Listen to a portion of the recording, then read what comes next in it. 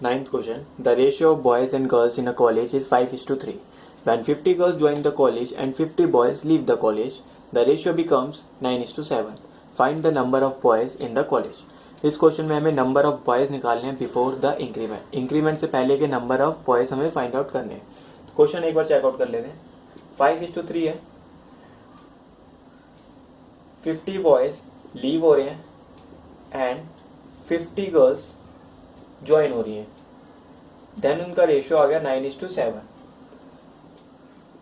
5:3 and 9:7.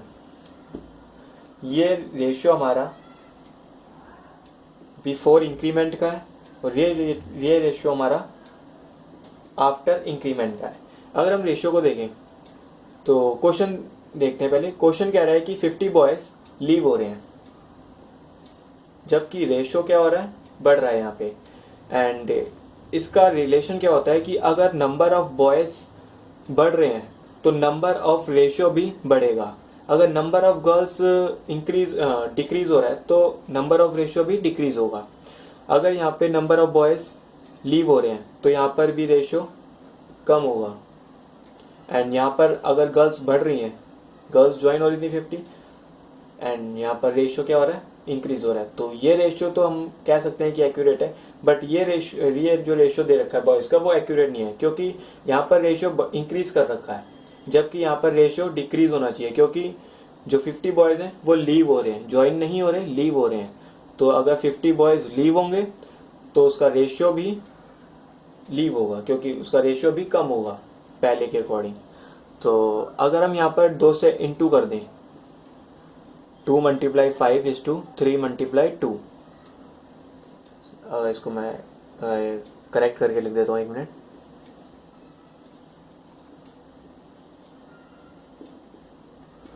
अगर इस equation को हम फॉलो करें तो हमारे पास रेशियो निकलता है 10:6 एंड 9:7.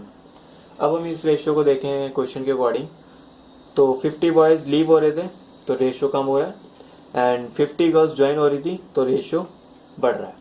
तो ये रेशियो हमारा एकदम एक्यूरेट है, इसको मान सकते हैं, रेशियो मान सकते हैं एग्जैक्ट. एंड अब ये जो रेशियो है हमारा, इसकी कोई वैल्यू नहीं है. जो हमारा मेन रेशियो है वो अब ये है 10:6 एंड 9:7. 1:1 डिफरेंस आ गया इनका सेम. तो अब हमें निकालना है नंबर ऑफ बॉयज़. तो नंबर ऑफ बॉयज़ निकालने हैं तो 1:50 डिफरेंस = डिफरेंस. एंड 1 रेशियो की वैल्यू अगर 50 है तो 10 रेशियो की वैल्यू कितनी होगी, 50 × 10 = 500. 500 बॉयज़ बिफोर द इंक्रीमेंट थे.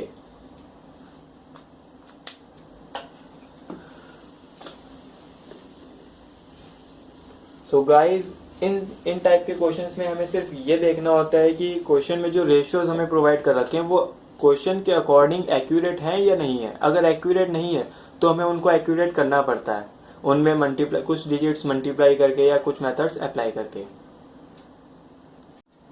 Now the 10th question. A certain sum of money is to be distributed among A, B and C in a ratio 6:19:7. If C gives rupees 200 from his share to B, the ratio becomes 3:10:3. Then find the total amount. इस question में हमें total amount निकालना है. तो इस question को हम एक एग्जाम्पल के थ्रू समझ लेते हैं. सपोज 100 रुपीज़ हैं. इस 100 रुपीज़ को हमने 3 पार्ट में डिवाइड कर दिए, 3 लोगों को डिवाइड कर दिया, A, B and C. A को हमने 30 रुपीज़ दे दिए एंड B को हमने 30 रुपीज़ दे दिए एंड C को हमने 40 रुपीज़ दे दिए. फिर बाद में C ने अपने में से 20 रुपीज़ B को दे दिए. एंड जब C ने अपने में से 20 रुपीज़ B को दे दिए तब उसके बाद A, B एंड C के पास क्या क्या अमाउंट बचे. A के पास 30 रुपीज़ बचे, क्योंकि A ने ना ही किसी से पैसे लिए और ना ही किसी को दिए. तो जो पहले इसके पास अमाउंट था वही इसके पास बाद में भी अमाउंट रहेगा. B के पास पहले 30 रुपीज़ थे, अब इसके पास कितने हो गए, 50 रुपीज़, क्योंकि इसने 20 रुपीज़ C से ले लिए इसलिए उसमें ऐड हो गए. एंड C के पास पहले 40 रुपीज़ थे, अब इसके पास 20 रुपीज़ रह गए क्योंकि इसने अपने में से 20 रुपीज़ बी को दे दिए। तो इसका अगर हम रेशियो निकालें तो आएगा 3:3:4। अगर इसका रेशियो अगर हम निकालें 3:5:2। ए का जो पहले पहले रेशियो था 3, बाद में भी इसका 3 रहेगा क्योंकि इसका जो अमाउंट है पहले भी 30 था और बाद में भी 30 है। बी का रेशियो देखें, पहले था 3 एंड बाद में बी का रेशियो हो गया 5 क्योंकि बी का अमाउंट बाद में बढ़ गया, पहले 30 था बाद में क्या हो गया 50 रुपीज़ हो गया। एंड सी का रेशियो पहले था 4 एंड बाद में इसका रेशियो हो गया 2। इसका रेशियो कम हो गया क्योंकि इसका जो अमाउंट था वो भी कम हो गया था, पहले था 40 फिर बाद में हो गया था 20 क्योंकि इसने अपने में से 20 रुपीज़ बी को दे दिए थे। तो यही इक्वेशन हमें देखनी है। और अगर हम इस रेशियो का प्लस करें तो कितना हो जाएगा 10, और इस रेशियो का अगर हम प्लस करें तो कितना हो जाएगा 10। तो ये चीज़ ध्यान से देखना, जो ये क्या है हमारा टोटल अमाउंट हो गया, तो टोटल अमाउंट जो होगा वो तो हमारा सेम रहेगा, फिर वो चाहे पहले का अमाउंट हो या बाद का अमाउंट हो, क्योंकि जो 100 रुपीज़ है वो ए बी सी के अंदर ही डिवाइड किए जा रहे हैं, कोई अलग खर्च नहीं कर रहा है, बस आपस में ही वो डिस्ट्रीब्यूट कर रहे हैं। तो जो चीज़ आपस में ही डिस्ट्रीब्यूट हो रही है अगर उनका हम टोटल करेंगे तो वो हमारा सेम आएगा। टोटल अमाउंट पहले भी 100 था, बाद में भी टोटल अमाउंट 100 ही है। तो यही इक्वेशन हमें इस क्वेश्चन में अप्लाई करनी है। इसका रेशियो देख लेते हैं एक बार। 6:19:7 हमें रेशियो दे रखा है एंड बाद में जब सी ने 200 रुपीज़ अपने में से बी को दे दिए फिर उसके बाद रेशियो आ गया 3:10:3।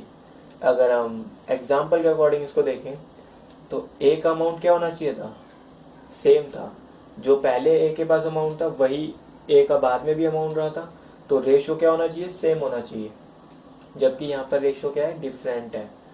एंड बी का अमाउंट बढ़ रहा है क्योंकि बी ने बाद में 200 रुपीज़ ले लिए सी से, तो जब इसने 200 रुपीज़ सी से ले लिए तो इसका रेशियो क्या हो जाएगा, इंक्रीज हो जाएगा।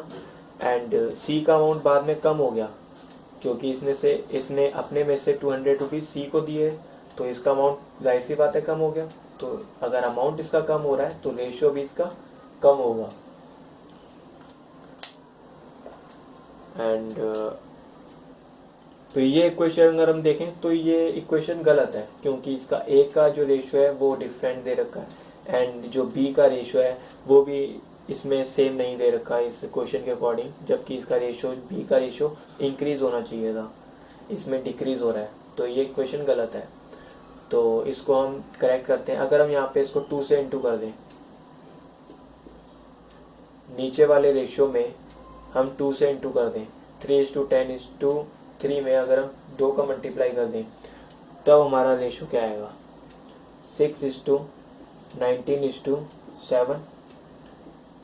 2 को 3 से इंटू किया 6 एंड 2 को 10 से इंटू किया 20 एंड 2 को 3 से इंटू किया 6।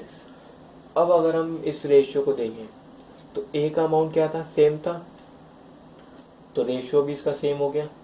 एंड बी का अमाउंट क्या हो रहा था, बढ़ रहा था क्योंकि इसने 200 रुपीज़ लिए थे सी से, तो जब बी ने सी से 200 रुपीज़ लिए तो इसका रेशियो भी बढ़ जाना चाहिए, इसका रेशियो एक रेशियो से बढ़ गया। एंड सी का अमाउंट कम होना चाहिए था क्योंकि इसने 200 रुपीज़ में से माइनस हुए, तो इसका रेशियो क्या हो गया, कम हो गया। तो ये जो रेशियो हमें दे रखा है ये अब ठीक हो गया। अब इस रेशियो की हमारे पास कोई वैल्यू नहीं है। इस रेशियो के अकॉर्डिंग देखते हैं हमें क्या निकालना है, फाइंड द टोटल अमाउंट। तो जैसा मैंने पहले एग्जांपल में बताया था इसी क्वेश्चन के, जो अमाउंट रहेगा वो क्या होगा, सेम रहेगा। तो अगर हम इसका टोटल करें ऊपर वाले रेशियो का, अगर हम टोटल करें तो कितना आ जाएगा, 64। ओ वेट, अगर हम ऊपर वाले रेशियो का अगर हम नीचे वाले रेशियो का अगर हम ऊपर वाले रेशियो का अगर हम प्लस करें तो कितना आ जाएगा, 32। एंड नीचे वाले रेशियो का अगर हम प्लस करें तो कितना आ जाएगा, 32। तो जो टोटल अमाउंट रहेगा वो क्या होगा, सेम होगा। तो total amount is equal to total amount. And B का डिफरेंस क्या है 1, बी का अमाउंट निकाल रहे हैं तो 1 रेशियो की वैल्यू 200, 1 रेशियो की वैल्यू 200 क्यों लिखी हमने, क्योंकि difference is equal to difference. B के रेशियो में कितना डिफरेंस आया, 1 रेशियो का डिफरेंस आया, एंड कितने रुपीज इसको पहले का डिफरेंस था 200 रुपीज का। बी के पास जो पहले रुपीज थे, बी के पास जो पहले रुपीज थे उसने बाद में सी से 200 रुपीज ले लिए, तो 200 रुपीज का डिफरेंस होगा इन दोनों के अमाउंट का। तो 1 ratio is equal to 200 and 1 ratio की वैल्यू अगर 200 है तो 32 रेशियो की वैल्यू कितनी होगी 6,400 rupees. So guys, this was the third part of ratio and proportional chapter. If you really liked it, subscribe my YouTube channel to get more videos update. And if you have any doubt in this question, you can mail me on studyworm16@gmail.com.